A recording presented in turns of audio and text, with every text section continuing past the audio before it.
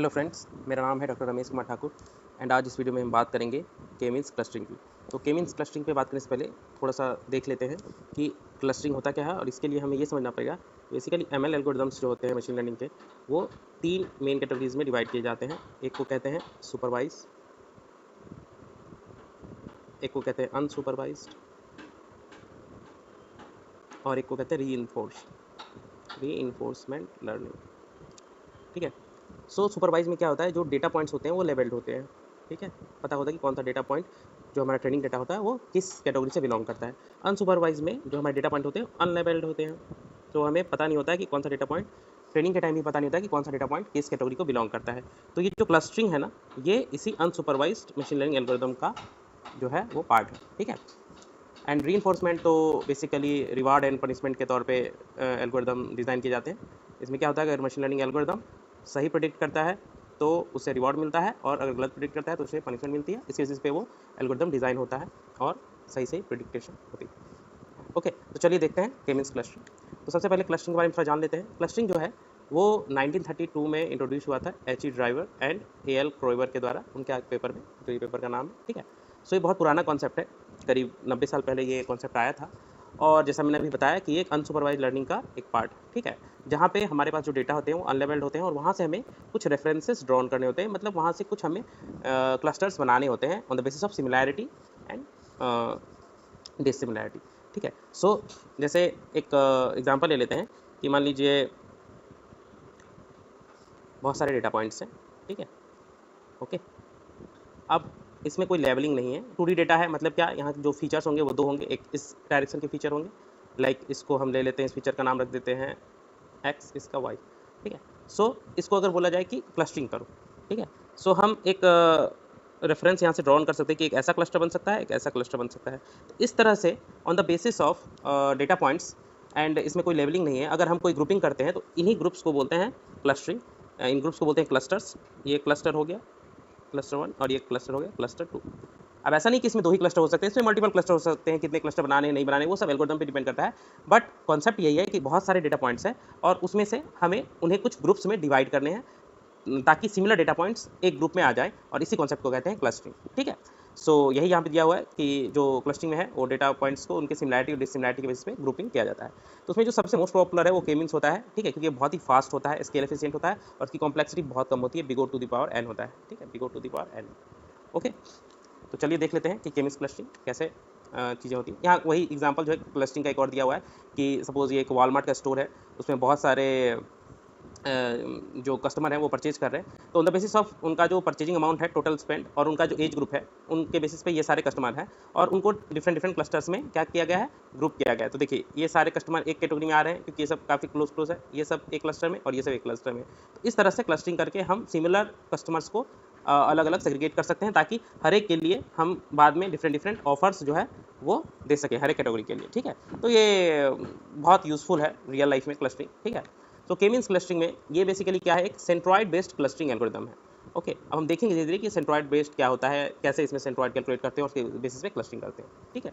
सो इसमें सबसे पहला काम जो होता है, हमें ये आइडेंटिफाई करना होता है कि के नंबर ऑफ ग्रुप्स, जो के नंबर ऑफ क्लस्टर हमें बनाने हैं, वो के कुछ भी हो सकता है, 1 2 3 4 कुछ भी हो सकता है, एन नंबर ऑफ क्लस्टर्स हम बना सकते हैं। ठीक है।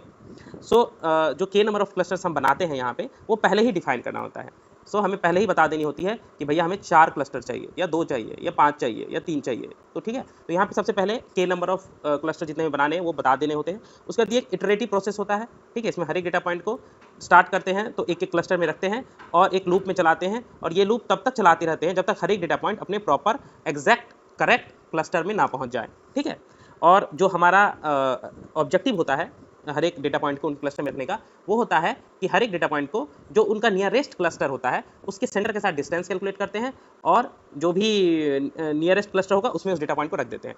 ठीक है, तो हम जब क्वेश्चन करेंगे इसको अच्छे से समझ लेंगे। ठीक है, और जब हम डेटा पॉइंट्स को डिफरेंट डिफरेंट क्लस्टर्स में सब डिवाइड कर लेते हैं हर एक इटरेशन में, तो फिर से उसका नया सेंटर कैलकुलेट करते हैं on the basis of that data points. सबका एवरेज ले लेते हैं एक्स और वाई एक्सिस का, उससे उसका सेंटर मिल जाता है। तो जितने भी क्लस्टर्स हमें बनते हैं सबका हमें सेंटर फिर से निकालना होता है हर एक इटरेशन के बाद, और वो होता है average of all the data points present in that group. Okay, so इसी के बेसिस पे हम इटरेशन करते जाते हैं, और तब तक इटरेशन करते जाएंगे जब तक सारे डेटा पॉइंट्स जो है वो करेक्ट क्लस्टर्स में नहीं चले जाते हैं, ओके, सो ये एल्गोरिदम दिया हुआ है के मींस क्लस्टरिंग का। तो सबसे पहला स्टेप होता है कि हमें नंबर ऑफ क्लस्टर डिफाइन करने होते हैं, वही के कि कितने क्लस्टर में बनाने हैं। सेकंड होता है कि हमें इनिशियली एक कुछ सेंट्रॉइड बनाने होते हैं। सेंट्रॉइड मीन्स जैसे अगर हमारे पास सपोज बहुत सारे डेटा पॉइंट्स हैं, ठीक है, ये सब डेटा पॉइंट्स है हमारे पास और हम बोल रहे हैं कि k is equal to 2, that means हमें 2 क्लस्टर बनाने हैं। तो हमें कहीं से तो स्टार्ट करना होगा कि इसको एक सेंटर बना लो और उसको दूसरा सेंटर बना लो इस डेटा पॉइंट को।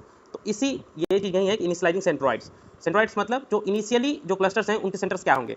तो इसमें 2 तरीके होते हैं। एक तरीका तो ये कि हम किसी भी 2 डेटा पॉइंट को मान लेंगे। मान लीजिए हम बोलेंगे एक सेंट्रॉइड ये होगा, एक क्लस्टर का सेंटर, दूसरे का सेंटर मान लो ये होगा, ठीक है, और यहाँ से हम एल्गोरिथम स्टार्ट करेंगे।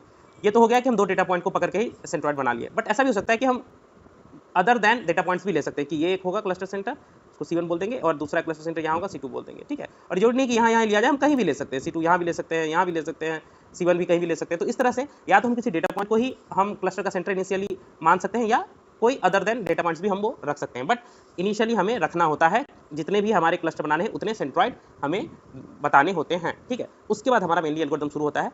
जो भी हमने सेंट्रॉइड डिसाइड किया है इनिशियली, वहाँ से हर एक डेटा पॉइंट का डिस्टेंस कैलकुलेट करते हैं। तो अब यहाँ जैसे डिस्टेंस की बात आई तो मल्टीपल डिस्टेंस हो सकते हैं, जैसे मैनहट्टन डिस्टेंस होता है, यूक्लिडियन डिस्टेंस होता है, कोसाइन डिस्टेंस होता है, और भी बहुत सारे डिस्टेंस होते हैं। बट जो मोस्ट कॉमन डिस्टेंस है वो है यूक्लिडियन डिस्टेंस।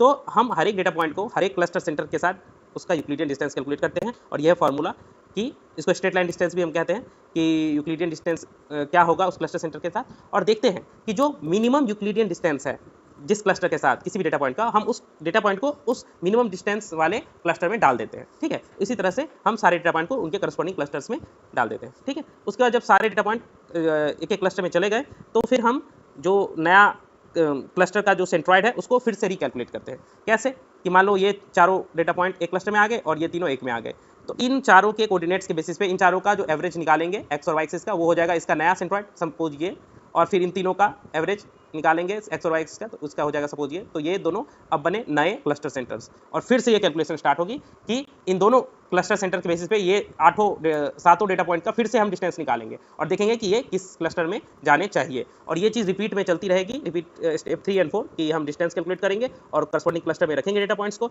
फिर से जो हम है सेंट्रॉइड कैलकुलेट करेंगे, नया सेंट्रॉइड कि किस क्लस्टर में जाना चाहिए, और ये तब तक चलता रहेगा स्टेप 3 और 4, स्टेप 3 और 4, जब तक कि क्लस्टर्स में जो डेटा पॉइंट्स है वो चेंज नहीं हो रहे। सपोज एक स्टेप में 1 2 3 4 एक में आ गए और 5 6 7 एक में है, फिर अगले स्टेप में भी 1 2 3 4 उसी में रहे और 5 6 7 दूसरे क्लस्टर में रहे। तो हम देखेंगे कि नंबर ऑफ डेटा पॉइंट्स जो हैं हर एक क्लस्टर में चेंज नहीं हो रहे हैं, तो हम एल्गोरिथम को स्टॉप कर देंगे और कहेंगे कि भैया अब ये दोनों क्लस्टर्स बने और इनके जो लेटेस्ट सेंट्रॉइड रहेंगे वही इन दोनों क्लस्टर्स के सेंट्रॉइड कहे जाएंगे।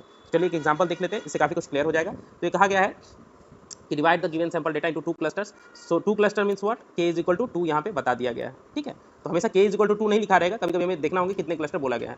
k मींस एल्गोरिथम से करना है और यूक्लिडियन डिस्टेंस यूज करना है, और बोला है कि use cluster 1 and cluster 2 as initial cluster centre. तो इनिशियल क्लस्टर सेंटर भी दे दिया गया है, हमेशा हर एक क्वेश्चन में नहीं देगा, कभी कभी हमें खुद से भी डिसाइड करना होगा। तो यहाँ अच्छी बात है कि दे दिया गया है, ठीक है। और अगर नहीं दिया रहेगा तो हम किसी भी 2 डेटा पॉइंट को पकड़ के बना सकते हैं। सो ये इनिशियल क्लस्टर सेंटर है 185 72 और दूसरा है 170 और 56। तो चलिए इसमें क्या करते हैं कि हम सबसे पहला step k is equal to 2 दिया ही गया है, इनिशियल क्लस्टर सेंटर भी दिया गया है, तो हम स्टेप 3 से शुरू करेंगे। स्टेप 3 क्या था कि जितने भी डेटा पॉइंट्स हैं सबका हम डिस्टेंस निकालेंगे क्लस्टर सेंटर से। तो देखिए हम लिखेंगे computing distance from the initial cluster centre. ये हम एक टेबल बना लेंगे जिसमें जितने डेटा पॉइंट है x1 x2 x3 x4 x5 x6, यहाँ 6 डेटा पॉइंट्स हैं, उन सबके ये कोऑर्डिनेट है। अब देखिए ऐसे क्यों लिखा हमने 185 72, क्योंकि देखिए मशीन लर्निंग में क्या होता है, जितने भी फीचर्स होते हैं ये सब एक एक फीचर है, हाइट एक फीचर है, वेट एक फीचर है, ये सब एक एक डायमेंशन होता है, ठीक है। एक एक फीचर जो है वो एक एक डायमेंशन होता है, ठीक है। So feature is equal to dimension, okay. So अगर 2 फीचर है तो समझिए 2 डायमेंशनल डेटा है, और 2 डायमेंशनल डेटा को कैसे दिखाते हैं, ऐसे ही कोऑर्डिनेट सिस्टम में, ठीक है। तो इस तरह से हम फीचर्स जितने भी फीचर होंगे उन डेटा को ऐसे डायमेंशनल फॉर्म में दिखा देंगे। ये 2D फॉर्म में 2 फीचर वाले डेटा, तो उसको पास लिख के हम दिखा दिए। अब डिस्टेंस कैलकुलेट करेंगे। तो पहला क्लस्टर सेंटर क्या है 185 72 यहाँ पे लिखा हुआ है। सो डिस्टेंस फ्रॉम क्लस्टर 1, ठीक है, और ये डिस्टेंस कौन सा होगा, यूक्लिडियन, ये भी यहाँ पे दिया गया है। सो 185 72 का 185 72 के साथ डिस्टेंस क्या होगा 0, क्योंकि सेम पॉइंट का सेम पॉइंट के साथ 0 ही होगा। और दूसरा क्लस्टर सेंटर क्या है 170 56, वो भी यहाँ पे दिया हुआ है। तो 170 56 के साथ 185 72 का डिस्टेंस क्या होगा 21.93। ये हमें कैलकुलेट करना होगा, जो फार्मूला होता है, और ये फार्मूला मैं एक बार बता देता हूँ, ऐसे होगा। इस केस के लिए केवल बता देता हूँ कि जैसे 185 72 का 170 56 के साथ निकालना है ना, तो पहले करेंगे 185 माइनस 170 इसका होल स्क्वायर प्लस 72 माइनस 56 का होल स्क्वायर, ठीक है। इन दोनों का सम करेंगे और फिर रूट कर देंगे जो भी सम आएगा, तो वो निकल के आएगा 21.93। इसी तरह से हम सारा डिस्टेंस कैलकुलेट कर लेंगे डिफरेंट क्लस्टर सेंटर से, ठीक है। सो सारा डिस्टेंस कैलकुलेट हो जाने के बाद ये दोनों कॉलम हम मिनिमम डिस्टेंस निकालेंगे कि मिनिमम डिस्टेंस इन दोनों में से कौन है इस डेटा पॉइंट का, ठीक है। तो देखिए 0 और 21.93 में मिनिमम क्या है, 0, और ये 0 किसके साथ है, क्लस्टर 1 के साथ, तो हम लिख देंगे कि कौन सा क्लस्टर इस डेटा पॉइंट को मिलेगा, क्लस्टर 1, ठीक है। तो इस तरह से हम क्लस्टर असाइन करेंगे हर एक डेटा पॉइंट को। फिर इन दोनों में 21.93 एंड 0 में कौन का मिनिमम है, 0, तो ये 0 किससे आया है, क्लस्टर 2 से, तो ये क्लस्टर 2 में जाएगा, ये वाला डेटा 17056 दैट इज x2। इसी तरह से जितने भी है मिनिमम यहाँ 4.47 क्लस्टर 2 से आया है, तो ये क्लस्टर 2 में जाएगा। यहाँ मिनिमम कौन सा है 7.21, ये क्लस्टर 1 से आया है, देखिए, तो ये क्लस्टर 1 में जाएगा। सिमिलरली 3 और 20 में मिनिमम 3 है, ये क्लस्टर 1 से आया है, तो ये क्लस्टर 1 में जाएगा डेटा पॉइंट। 5.83 27.66 में मिनिमम क्या है 0.83, तो ये क्लस्टर 1 से आया है, तो क्लस्टर 1 में जाएगा डेटा पॉइंट। तो इस तरह से क्लस्टर 1 और क्लस्टर 2 में हम सारे डेटा पॉइंट्स को असाइन कर देंगे, ठीक है। ये तो हुआ क्या हुआ, एक इटरेशन, अभी तो एक इटरेशन हुआ, अभी ये मल्टीपल इटरेशन चलेगा जब तक कि डेटा पॉइंट्स चेंज ना हो रहे हों, ठीक है। तो अब चलिए नेक्स्ट इटरेशन करते हैं। नेक्स्ट इटरेशन करने से पहले हमें स्टेप 4 क्या करना होता था कि अब जो डेटा पॉइंट्स हमें मिले हैं क्लस्टर्स में, कि देखिए क्लस्टर 1 में एक ये है, ये है, ये है, ये है, ठीक है। सो 1 4 5 6 1 4 5 6 चले गए एक क्लस्टर में, ठीक है।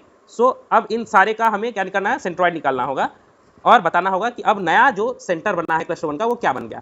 तो हमारा जो नया डेटा पॉइंट था, तो x1 x4 x5 and x6 का x एक्सिस का सम करके डिवाइडेड बाय 4, क्योंकि 4 डेटा पॉइंट है, करेंगे। सिमिलरली उनके चारों के y एक्सिस का समेशन करके डिवाइडेड बाय 4 करेंगे, तो हमें जो नया पॉइंट मिलेगा ये होगा अब क्लस्टर 1 का नया सेंट्रॉइड, ठीक है, क्योंकि यही होता है स्टेप 4 इन के मींस क्लस्टरिंग। सिमिलरली क्लस्टर 2 में तो देखिए 2 ही डेटा पॉइंट गए हैं क्लस्टर 2 में, ये दोनों that is x2 and x3, तो x2 एंड x3 के x एक्सिस और y एक्सिस का सम करके हम 2 से डिवाइड करेंगे, क्योंकि 2 डेटा पॉइंट है, और इससे जो हमें मिलेगा ये होगा क्लस्टर 2 का नया सेंटर। तो अब इन दोनों सेंटर के बेसिस पे फिर से सारे डेटा पॉइंट का हम डिस्टेंस निकालेंगे। तो फिर से हमने वही टेबल बनाया, और अब देखिए क्लस्टर 1 का जो सेंटर हो गया वो ये हो गया, जो नया सेंटर हमने कैलकुलेट किया है 183.5 72.25। सिमिलरली क्लस्टर 2 का नया सेंटर क्या हो गया 169 एंड 58, जो अभी जस्ट हमने कैलकुलेट किया।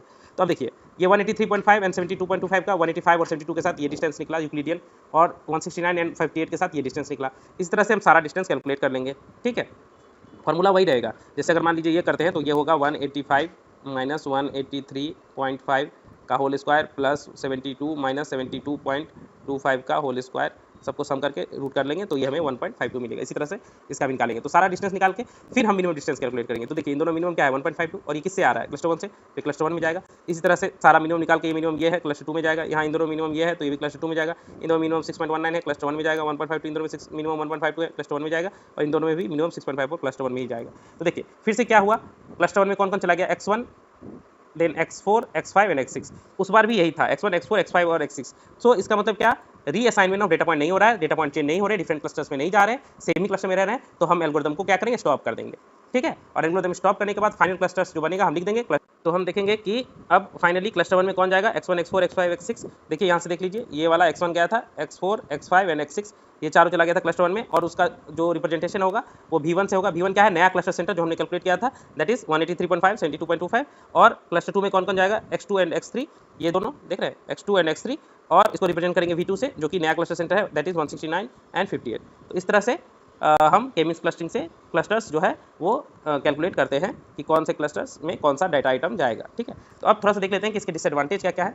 तो वैसे तो बहुत सारे एडवांटेज है के मींस के, बट कुछ डिसएडवांटेज भी है, क्योंकि दुनिया में हर एक चीज़ के एडवांटेज डिसएडवांटेज दोनों होते हैं। सो एडवांटेज तो ये है कि फास्ट है, रोबस्ट है, ईजी टू अंडरस्टैंड है, ईजी टू इम्प्लीमेंट है, सब है। बट डिसएडवांटेज क्या है कि हमें इनिशियली पता होना चाहिए कि नंबर ऑफ क्लस्टर्स जो है के वो क्या है, के की वैल्यू हमें पता होनी चाहिए, और ये तो हमेशा जरूरी नहीं है कि हमें पता ही हो कि कितने क्लस्टर्स बनाने हैं। अगर कुछ ऑटोमेटिक होता तो वो बेटर होता, ठीक है। सिमिलरली जो हमारा फाइनल क्लस्टर होता है वो इनिशियल क्लस्टर सेंटर पे डिपेंड करता है, जो इनिशियली हम रैंडमली ले रहे थे उस पर डिपेंड करता है, ठीक है। तो ये भी ठीक नहीं है, अगर कुछ प्रॉपर पता रहे कि कहाँ से हो तो वो ज़्यादा बेटर है। उसका यूक्लिडियन डिस्टेंस मेजर जो है वो वेट को जो है इक्वली मीन्स हर एक डेटा पॉइंट को हर एक क्लस्टर सेंटर के साथ डिस्टेंस जो है वो इक्वल वेट नहीं कर पाता, मीन्स वेटेड डिस्टेंस नहीं है ये, ठीक है। सबको एक बराबर वेट देता है, ठीक है, यूक्लिडियन डिस्टेंस। सो वेटेड फैक्टर नहीं हो पाता है। और दूसरा कि randomly choosing of initial cluster centre जो है हो सकता है हमेशा रैंडम चूज करने से फाइनल रिजल्ट जो है हमारा वो प्रॉपर अप्रोप्रिएट ना आए। This is very similar to this point two. So ये सब कुछ डिसएडवांटेज है। सो इसी तरह से हमने देखा कि के मींस क्लस्टरिंग कैसे काम करता है। आई होप आप लोग को ये वीडियो पसंद आया होगा। सो प्लीज़ अगर पसंद आया तो लाइक करें, और हम जल्द ही मिलते हैं नए वीडियो के साथ। इसी के साथ हम विदा लेते हैं। Thanks for watching the video.